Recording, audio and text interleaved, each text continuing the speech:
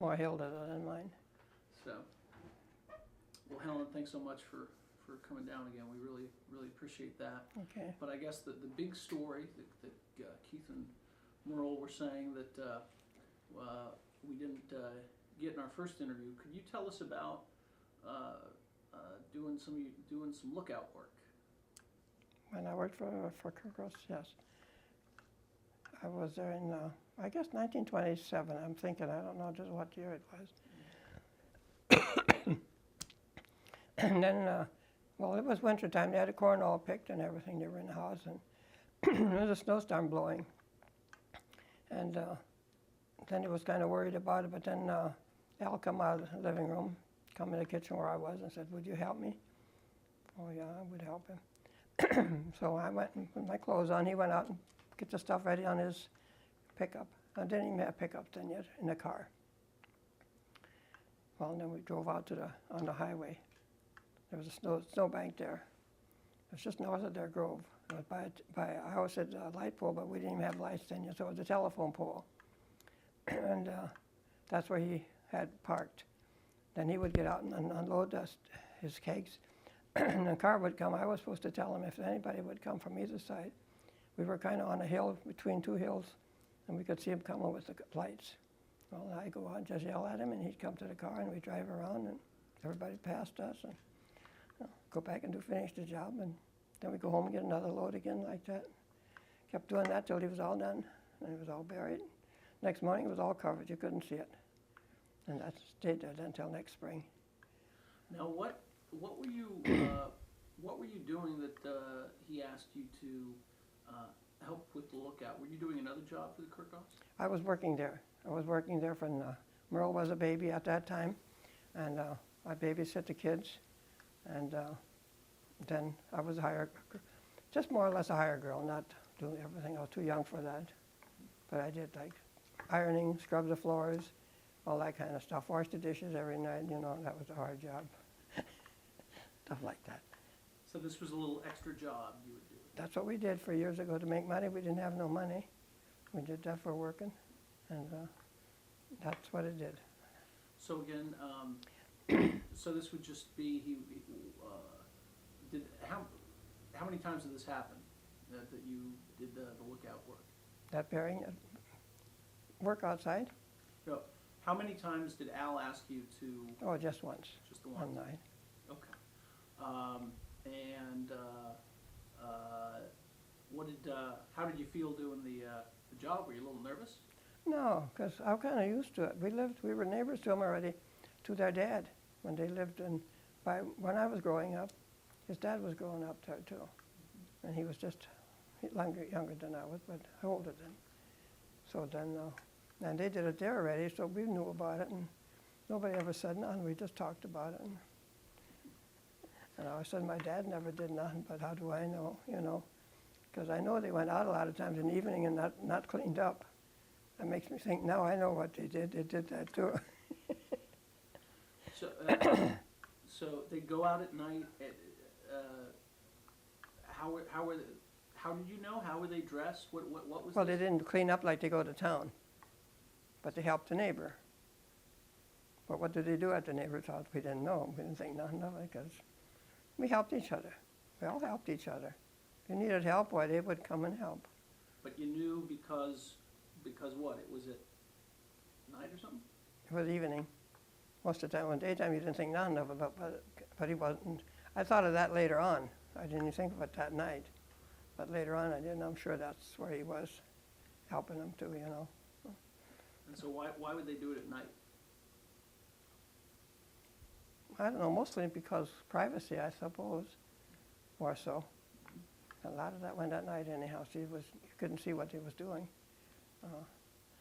So again, so you went out and you were serving lookout because he was, again... He was doing the work. I was just sitting in the pickup, or the car. It wasn't even a pickup. They didn't even have pickups to me yet. And what exactly was the work he was doing? What? What exactly was the work? What he did? He had Templeton rye in the barn someplace. I just forgot where, but it was in the barn, I know. and he wanted to get it out of there because he heard that the revenue was coming, that they were around. Somebody had tipped him off. I know a telephone rang just before that, but, you know, I don't ask what they want. And I suppose they tipped him off. Then he come in and asked me if I would help him, and I did. And I knew he was burying it because of that reason, because we found that all. We knew all that. So he took it out of the barn, Put it on his car, and then what? hauled it out to the, out in the highway. And then what? There was a telephone pole. They had telephone poles there at that time, and by that telephone pole, he buried it. And I could have went there and got it all spring. I knew just where he had it, but he didn't do those things. And in spring, I suppose, then he moved it again, and then I wasn't there no more. By spring, I was gone by the next person already. That's what we always did, just help people out. Can I intervene something here? Sure, absolutely. Helen, why did they put it in the, well, Dan, you can ask this, but the reason they put it in the road ditch, because that was neutral property, nobody would claim it, correct? They wouldn't claim it. If it was found, it wouldn't be found. That would be county property, so I think we should cover that a Yeah, little so, bit. That's the way they did it for a lot of places, you know. did what? Put it someplace where it was on the road part, and it wasn't. They couldn't blame him, then anybody could have put it there. See? And why was that? Well, if the revenues found it, nobody would claim it. They would just lose that little bit, whatever he put there. See, that's why they put a little bit on different places all over. Different people had it too. I'm sure my dad did too, because I always remember that he had certain hay in the barn that was kind of old. He couldn't use that no more. And don't feed that to the cattle now, because the cattle get sick. And that's what that was. That was under that. Found that out later on, but we didn't know it at the time. So What happened with the cattle? the cattle would get sick if we would feed them that hay or straw, whatever it was. So we naturally fed our cattle and hogs, and we wouldn't touch that because the cattle get sick. But that was all that was covered with whiskey was under there. It was on the end of the barn, you know. It was kind of, well, that's the kind of things that we went through. See, And did you ever see a cow get sick? What would happen if the cows got sick? they wouldn't have got sick. We just was not. We listened to the boss. Don't touch that hay. So, this is in Al's barn? No, that was in my dad's barn. Okay. So, I wonder if you can tell us again. So, tell us the story of your dad's barn and the hay. Sort of retell that story. That's a good story. Retell that story. Tell us about the hay you weren't supposed to touch. Well, we didn't know about it, but there was stuff in the barn, and then there was hay on it or straw. I don't know what it was, one of the two. And then they give us orders not to touch that. That new hay they could put on, but don't go past that certain place. So we never did, because we listened to them, you know. So we never did, because we didn't want the cows to get sick. So we didn't know if they wasn't. Later on, we found out there wasn't even nothing like that. But that's how people did it, you know. Later on, I think they kind of looked through barns too more, but at the time they didn't yet. What did your dad? What did the boss say about that hay? They just told us, not us kids, you know, we did the chores, did the milking and stuff. Don't touch that hay, because that spoils, and that spoils, the cows will get sick if you feed that, so don't give that to the cattle. So we never did. We stayed away from that.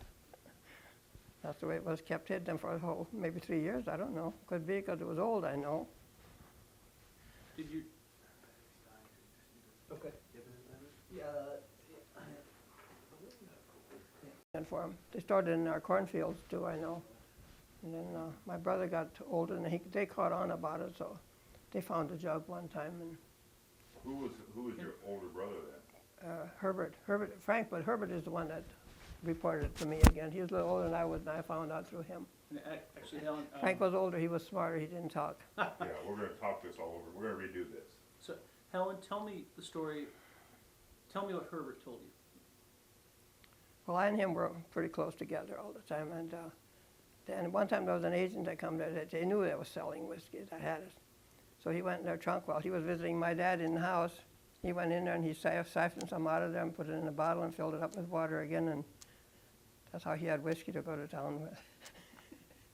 So I don't know if they ever found out about it or not. I knew it, but I shut up. And what about, you said about, where did your dad hide whiskey? Well, they put a lot in our cornfields. See, this was across the road from us. And they brought it in there then, and we knew about it, because after the last time plowing, and the corn was growing up. It could stay there then till corn picking. My brother found that, but then that's all he did with that, and he left it go.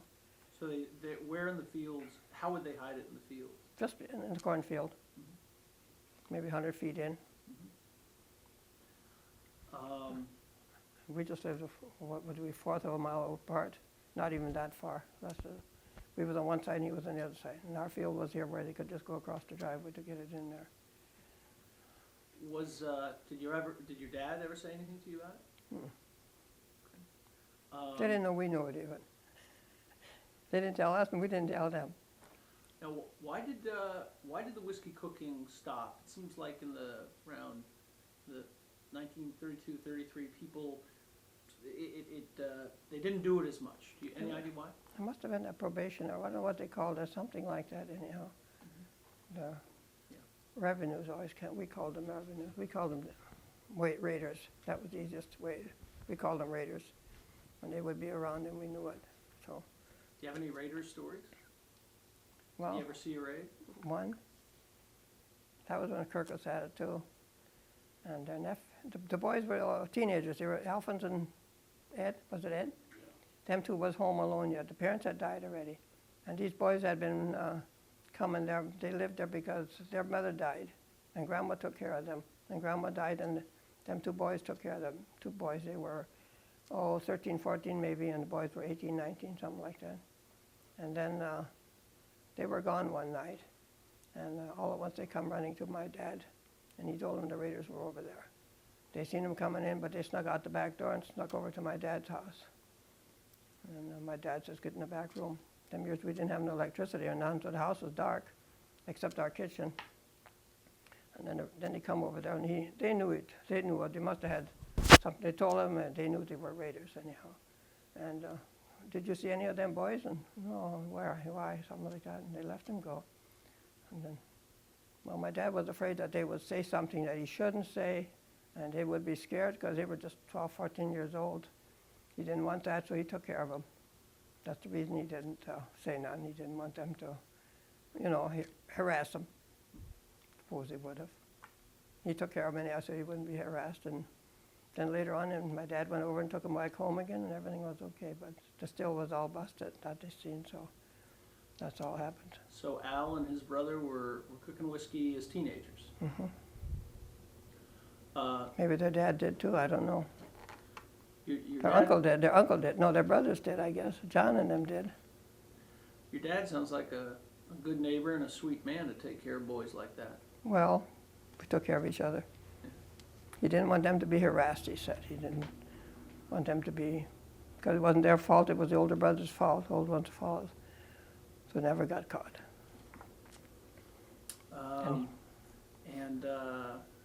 Okay. Keith, Merle, Brett? Okay, was that the Fuelmeyers? Was it the Fuelmeyers? Faulmeyer. Eddie and Alex That wasn't Faulmeyer. Alphons, that wasn't my grandpa, that was Okay. the Fuelmeyers, right? Okay. The boys were Faulmeyers. Faulmeyers. Their mother had died. And then they lived with their grandpa and grandma. And then grandpa died, and I can't remember when he died, but I remember when grandma died there. And then them boys was left yet then. Ed and Alphons, I think. Who was the next one older? Was that John? Or was John oldest? John was the oldest. He Okay. did the drinking, Yeah. He was pretty well town drunk. Yeah, he lived on a farm north of town. Yeah. I think it was just them two boys yet. And they were just old enough to go to dances and stuff. They could have been even 19, 20 for all I know. That's Helen. I have a picture. They were a little older than I was yet, so. Now, I got a question. Now, did this happen where Dave lives now? Dave Kerkhoff? No. No, It was Al- up there where, from the Frank Fisher farm? no, where Alvin Steffens lives, where Alvin did live. Alvin. Where he did live before he went to town. Bert Sturm, and Grandpa lived across the road there by Matt. Matt Bauer. We were on what Storm bought, Okay, and then the other side was Matt Bauer, Yeah, who okay. right now lives there. where Alvin did live, yeah. At that time it was Kerkhoff, and then when Kerkhoff moved, they moved away. But- Then my dad bought the place. But the Fuelmeyer boys would have been watching it still, or would have been there. Not watching for him, just there. They were just living there. They were just there. They were only living there. They were orphans, actually, right? Yeah, they were. Their mother. They were You orphans, understand yeah. that, Dan? They See, were took 'em orphans. in. What's that? They want a well, you're gonna get that, but we want a picture of it with you holding it. So did you ever drink any Templeton rye? Oh, sure. You got that taped, haven't you? Not much though, not much. Oh, shut up. And was it good, what was it like? Good- Well, as long as you didn't take too much, it wasn't bad. We always had, that's the only kind of whiskey we had years ago. That's, when we were teenagers and going to dances, and like the boys always said, that's how we got ours through there, so. And I never carried it, but I had them. And those, I think that's the only kind we had is from Kerkhoff, and it was good Templeton German whiskey, huh? I guess. At the time, I didn't think too much of it. I didn't know, at that time, but I know they did it all over. Or they stored it anyhow. A lot of them stored it, I think, because they needed different places, and so if the raiders would find it, they would only get that little bit. They wouldn't get the whole works. And did you, what do you think seeing that bottle today now that they're making it official? Does that look, That looks pretty good. I didn't get my name on it. I said already, if someone got their name on it, we should get my name on it. I bet you Keith might be able to I arrange. might be able to pull a few strings and get that done. Just write it on my bottle, yeah, that's all right. No, well, it'll be a littler bottle. Well, you got littler yet than this? It'll be, with your name on it. They are. I heard about it, that's all I know. So what do you think your dad would say if he saw that bottle? He never fought it. Do you think he'd be, well, but do you think he'd be a little proud maybe? Oh, yeah, my dad would be. But see, that's a long time ago already. He's gone a long time already. I'm gonna be 93 years old in 10 days from today. Oh, right. I'm holding a bottle of whiskey. Here we got the What age is it? rank decision number here. Well, we did in the first interview. So Yeah. he's worried about my dad, what about me? Do you feel proud? Well, I'm glad I did it for them, because I wanted them to have it too, He looks good at that. And if Merle wouldn't have told me, I wouldn't have known about it. Well, and Helen, I think, I could be wrong about this. Here's the story I'm thinking of. Remember when you were talking with Hilda Steffes, your sister-in-law? And Hilda didn't know the Kerkhoffs were involved with it. Maybe you could tell that story, then you said, well, sure they were, because you helped out. And they didn't even know that they lived on Kerkhoff's I farm. guess the point we wanna make is how tight-lipped everybody was. They didn't, you knew they were doing it, but you're suspicious of it. Did neighbors know if their other neighbors were involved with Templeton Rye? I think so. Nobody would report to each other. The only ones really that got raided is those that was reported. They told Dad that already. I know he said that. They got reported. And if they get reported, they must. That's the law. If they wouldn't get reported, they wouldn't even, they'd look the other way. How'd they get reported? Well, I don't know. Somebody reported them. So somebody was telling. Somebody was jealous. That's about what happened. And then they would report them, and maybe they weren't cooking then either. I don't know. We don't know who it was. But that's what it was. It was reported. So if somebody had to report that, if I would have told them they couldn't get that hay, they'd have maybe found it too. So I don't know.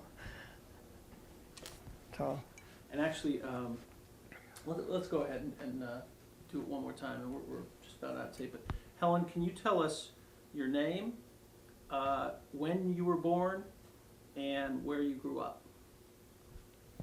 my name is Helen Kasparbauer, and I was born in 1915, March the 26th. I grew up in Templeton on a farm, mile and a half or 2 miles north of Templeton. And what about your family, your parents, and so forth? What were their names? My dad was Henry, and my mother was Catherine. I had 2 brothers older, and a sister older, and 2 brothers and a sister younger than me. I was in the middle. I was too young to be old and too old to be young. I was in the middle. I got what was left over.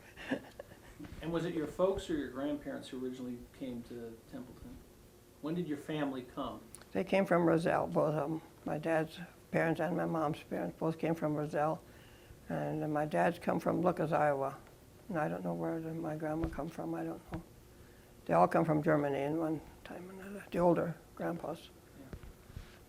And they were all farmers? Mm-hmm. Okay. About all of us were farmers. All right, we do it? Good. Another Okay. fantastic Thank you. Good help. Another fantastic interview. You want it back No, again? you can take that home with you if you want. This is yours. Or you want me to get you a little one?